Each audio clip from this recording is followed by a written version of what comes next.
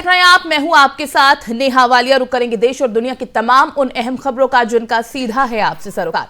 सबसे पहले बात देश के प्रधानमंत्री नरेंद्र मोदी की, जो देश में स्टार्टअप इकोसिस्टम को मजबूत करने के लिए आज देश भर के स्टार्टअप कारोबारियों के साथ वीडियो कॉन्फ्रेंसिंग के जरिए बातचीत करेंगे।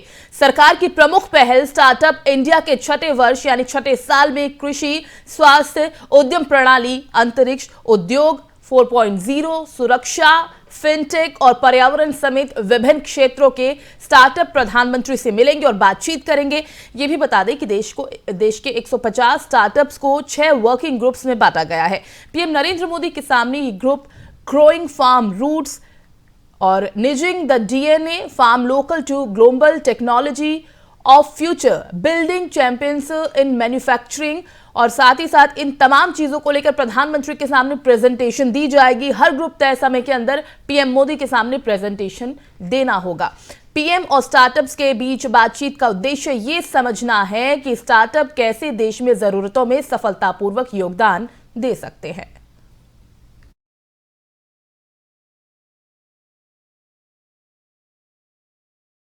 बढ़ते आगे, देश में सेना दिवस के मौके पर आज थल सेना की ताकत देखने को मिलेगी और इस मौके पर थल सेना प्रमुख जनरल एम नरवणे राजधानी दिल्ली में कैंट स्थित करियप्पा ग्राउंड में परेड की सलामी लेंगे। इस साल की परेड इसलिए भी खास है क्योंकि पहली बार भारतीय सैनिकों की नई कॉम्बैट यूनिफॉर्म की झलक देखने को मिलेगी। डिजिटल पैटर्न पर NFIT द्वारा तैयार की गई इस यूनिफॉर्म को ही सैनिक युद्ध के मैदान में और ऑपरेशनल एरिया में पहना करेंगे। थल सेना प्रमुख सैनिकों को संबोधित भी करेंगे। साथ ही आज दुनिया का सबसे बड़ा झंडा जैसलमेर की धरती पर फहराया जाएगा। सेना दिवस के मौके पर लगने वाला तिरंगा 225 फीट लंबा और 150 फीट चौड़ा है।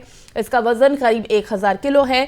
इस झंडे की खास बात यह है कि इसे खादी ग्रामोद्योग ने बनाया है। देश की आजादी के 75 साल पूरे होने के मौके पर जैसलमेर में सेना के वॉर म्यूजियम के पास पहाड़ी की चोटी पर खादी से बना दुनिया का सबसे बड़ा राष्ट्रीय ध्वज फहराया जाएगा। जम्मू कश्मीर और लेह के बाद जैसलमेर में तीसरा ये स्थान है जहां दुनिया का सबसे बड़ा खादी का झंडा फहराया जाना है।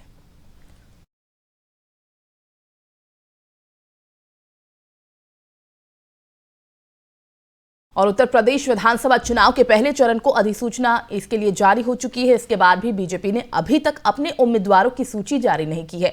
उम्मीद की जा रही है कि बीजेपी शनिवार को अपने उम्मीदवारों की पहली सूची जारी कर देगी। पिछले दिनों उत्तर प्रदेश चुनाव पर बीजेपी की कोर कमेटी और केंद्रीय चुनाव समिति की दिल्ली में हुई लंबी बैठक थी।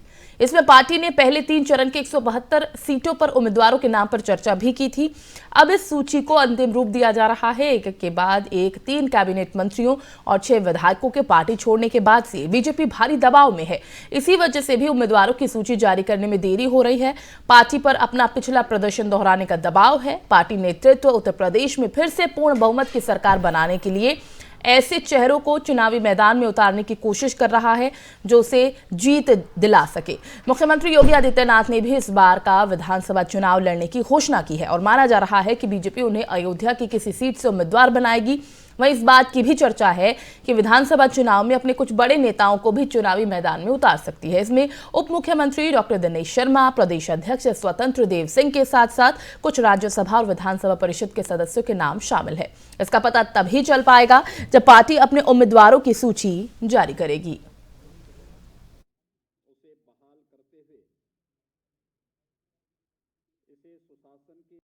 और उत्तर प्रदेश, पंजाब समेत भारत के 5 राज्यों में अगले महीने विधानसभा चुनाव होने जा रहे हैं। इन राज्यों में राजनीतिक दल अपने अपने उम्मीदवारों के नाम फाइनल करने की मुहिम में जुटे हुए हैं।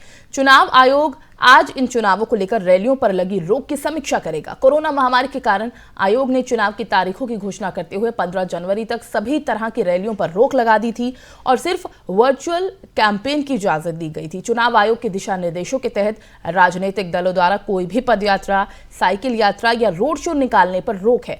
बताया जा रहा है कि आयोग कोरोना वायरस के प्रसार और इसके नए स्वरूप ओमिक्रॉन के बारे में सूचनाओं के आधार पर निर्णय लेगा। निर्वाचन आयोग ने शुक्रवार को प्रेस कॉन्फ्रेंस में राजनीतिक दलों से आग्रह किया था कि वो डिजिटल माध्यम से प्रचार करें। उन्होंने ये भी कहा था कि सरकारी प्रसारक दूरदर्शन के माध्यम से चुनाव प्रसार के लिए राजनीतिक दलों को मिलने वाले समय को दोगुना किया जाएगा।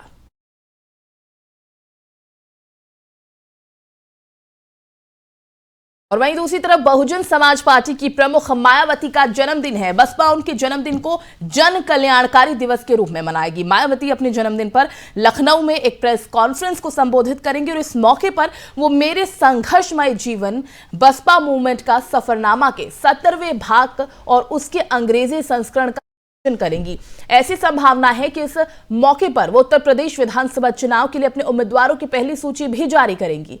बसपा इस बार बिना किसी गठबंधन के अपने दम पर चुनाव लड़ रही है। दरअसल सोमवार को मायावती के घर पर पार्टी के वरिष्ठ नेताओं की बैठक हुई थी। इसमें यह तय हुआ था कि मायावती के जन्मदिन पर यानी 15 जनवरी को उम्मीदवारों की पहली सूची जारी की जाएगी। इससे पहले रविवार को उन्होंने 403 विधानसभा सीटों के प्रभारियों की बैठक ली थी। इस बार पार्टी बिना गठबंधन के अकेले अपने दम पर चुनाव लड़ रही है।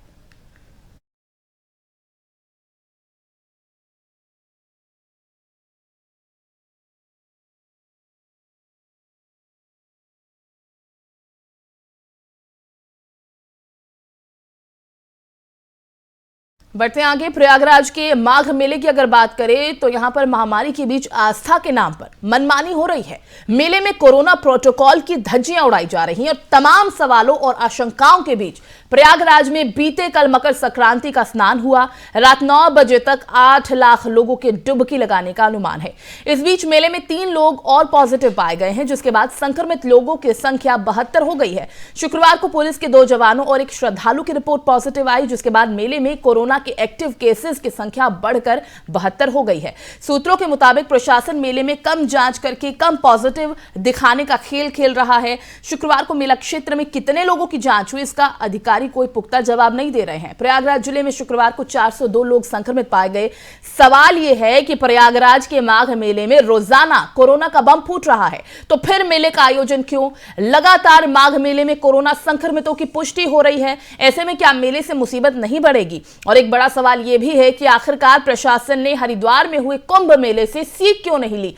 बता दें कि माघ मेला 14 जनवरी से अगले 47 दिनों तक चलेगा और 1 मार्च को महाशिवरात्रि के मौके पर मेले का समापन होगा और इन 47 दिनों तक देश विदेश से साधु संतों और लोगों का जमावड़ा देखने को मिलेगा और आज से मेले में झूले और प्रदर्शनियों का दौर भी शुरू हो सकता है।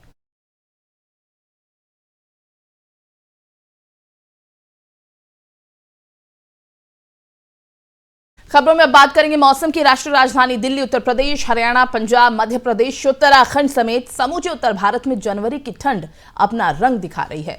मौसम विभाग के मुताबिक आज उत्तर भारत के कई राज्यों में शीतलहर की स्थिति बनी रहेगी। घना कोहरा छाया रहेगा। मौसम पूर्वानुमान एजेंसी स्काईमेट के मुताबिक हरियाणा और उत्तर पश्चिमी उत्तर प्रदेश के आसपास के हिस्सों पर एक चक्रवाती हवाओं का क्षेत्र बना हुआ है, जिसके चलते देश के उत्तर और मध्य भागों में शीतलहर की स्थिति बनी हुई है। मौसम विभाग के मुताबिक अगले 24 घंटों के दौरान पंजाब, हरियाणा, दिल्ली, उत्तरी राजस्थान, पश्चिमी उत्तर प्रदेश और पूर्वोत्तर भारत के कुछ हिस्सों में घना कोहरा छाया रहेगा और ठंड भी बढ़ेगी। आईएमडी के मुताबिक दिल्ली में आज का न्यूनतम तापमान 6 डिग्री सेल्सियस रह सकता है, जबकि अधिकतम तापमान 16 डिग्री सेल्सियस रहने की उम्मीद है। मध्य प्रदेश के भी कई जिलों में शीतलहर का प्रकोप जारी है। मौसम पूर्वानुमान के मुताबिक आने वाले दिनों में सर्दी और बढ़ेगी। राष्ट्रीय राजधानी दिल्ली की बात करें तो यहां पर ठिठुरन का सितम जारी है।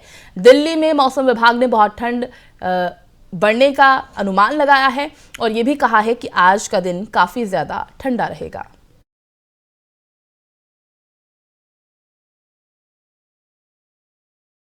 खबरों में अब बात करेंगे कोरोना महामारी की। देश में जानलेवा कोरोना वायरस महामारी की रफ्तार अब बेकाबू होने लगी है। साथ ही कोरोना के सबसे खतरनाक वेरिएंट ओमिक्रॉन के मामले भी तेजी से बढ़ रहे हैं। देश में पिछले 24 घंटों में कोरोना वायरस के 2,68,833 नए केस सामने आए और 402 लोगों की मौत हो गई है। वहीं अब तक कोरोना के ओमिक्रॉन वेरिएंट के 6,041 मामले सामने आ चुके हैं। देश में दैनिक पॉजिटिविटी रेट अब 16.66% है।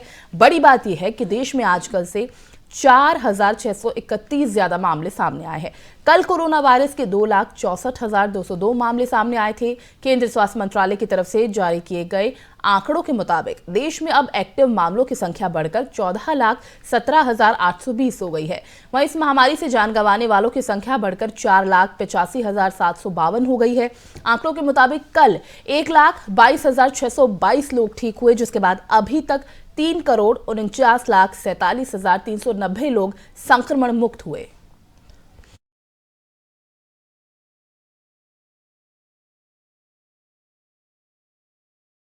देखिए, हम आज गर्व से कहते हैं कि हमारे भारत में, देश में जो बेटियां हैं वो बेटों से कम नहीं हैं। आज वो निडर हैं, समाज में उनका अहम योगदान है। लेकिन जब तक इस बात पर हम गर्व करें, तब तक ही बेटियों से जुड़े बढ़ते अपराध को देख आंखें शर्म से झुक जाती है। ऐसा ही एक मामला राजस्थान के अलवर से सामने आया है। ये रिपोर्ट देखिए।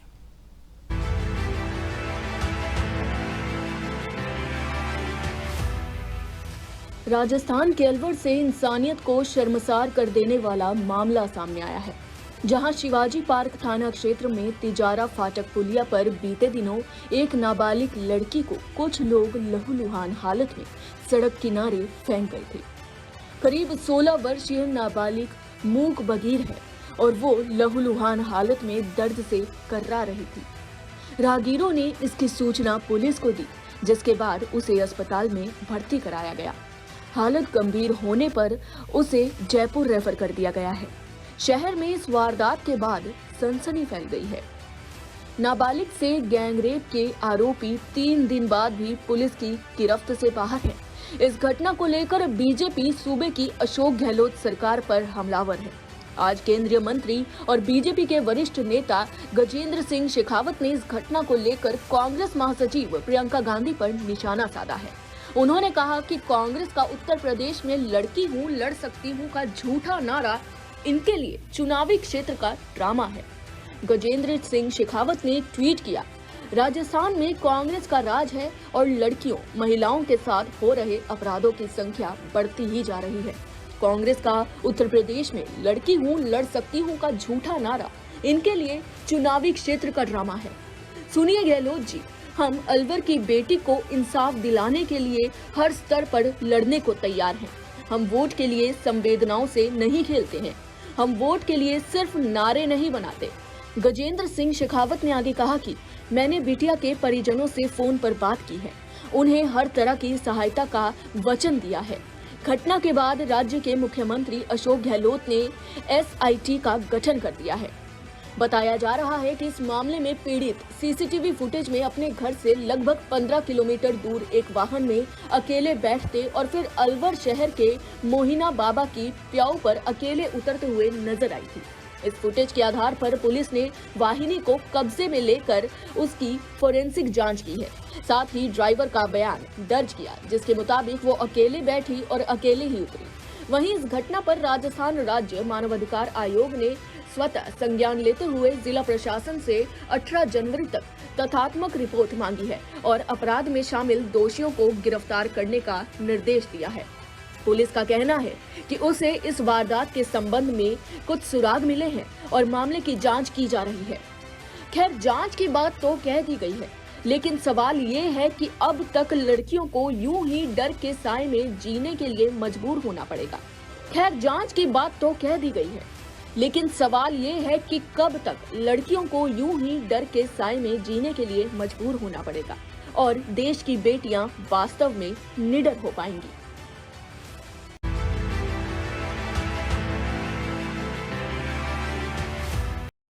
और इसी के साथ बात करेंगे कोरोना के बढ़ते मामलों की। भारत में कोरोना की रफ्तार लगातार बढ़ती जा रही है और ऐसा पहली बार नहीं हुआ है, जहां एक तरफ कोशिश ये की जा रही है कि एहतियात के तौर पर लोगों को समझाया जा सके, उन्हें बताया जा सके कि किस तरह से कोरोना की मार हम झेल रहे हैं। पिछले 24 घंटे में 2,48,000 के ऊपर ये मामले हो चुके हैं और एक्टिव केसेस की संख्या भी लगातार बढ़ रही है। दिल्ली और महाराष्ट्र ये 2 राज्य हैं जहां पर सबसे ज्यादा संक्रमित इस वक्त पाए गए हैं। तो महामारी की रफ्तार एक बार फिर बेकाबू होती नजर आ रही है। 2,68,000 से ज्यादा केस पिछले 24 घंटों में सामने आए हैं और एक्टिव केसेस 14,17,000 के पार हो चुके हैं। ओमिक्रॉन के मामले भी अभी तक 6,000 के पार पहुंच चुके हैं।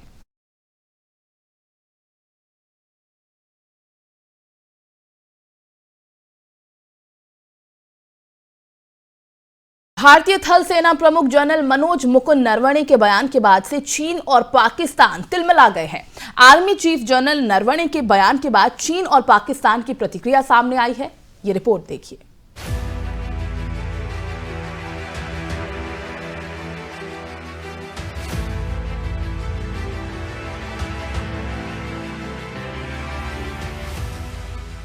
भारतीय थल सेना प्रमुख के बयान के बाद चीन और पाकिस्तान तिलमिला गया। सेना प्रमुख जनरल मनोज मुकुंद नरवणे के कड़े बयान के बाद चीन और पाकिस्तान दोनों परेशान हो गए। नरवणे ने बुधवार को कहा था कि भारत किसी भी चुनौती से निपटने के लिए तैयार है। थल सेना प्रमुख नरवणे ने कहा था कि पूर्वी लद्दाख में खतरा कम नहीं हुआ है और भारतीय सेना दृढ़ता और साहसिक तरीके से चीनी सेना से निपटना जारी रखेगी। There is an increase in concentration of terrorists in various launch pads, and there have been repeated attempts at infiltration across the LC.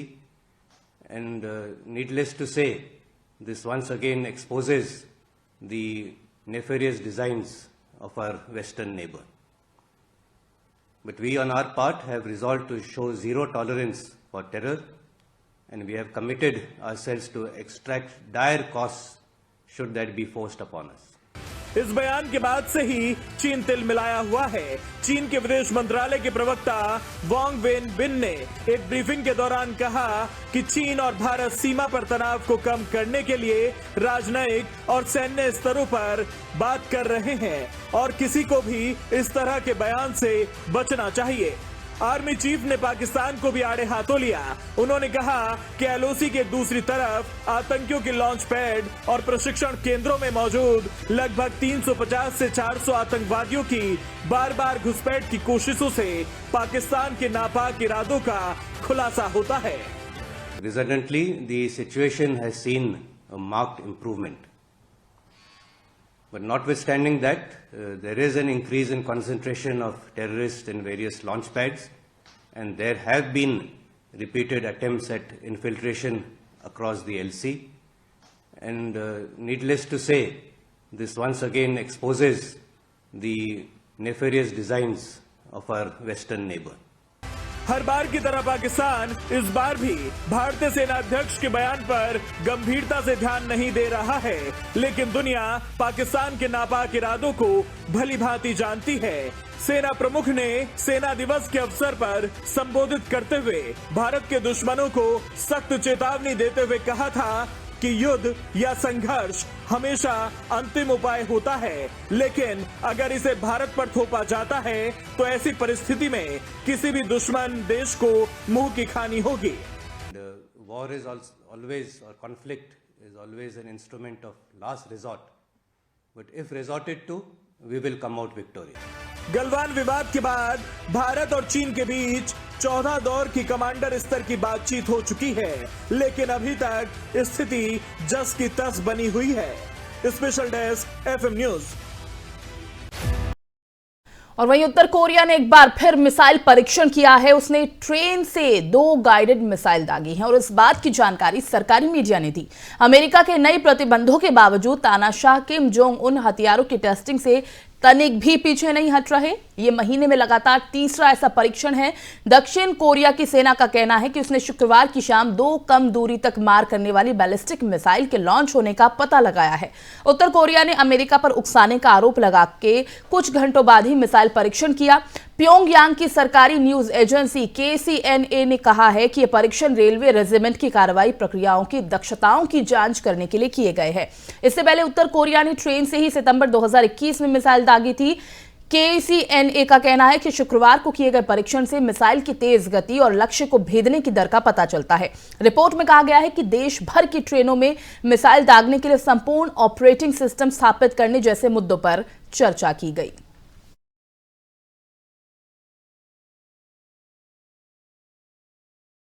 इस बुलेटिन में फिलहाल बस इतना ही। बाकी खबरों के लिए आप देखते रहिए FM न्यूज। मुझे दीजिए इजाजत। नमस्कार।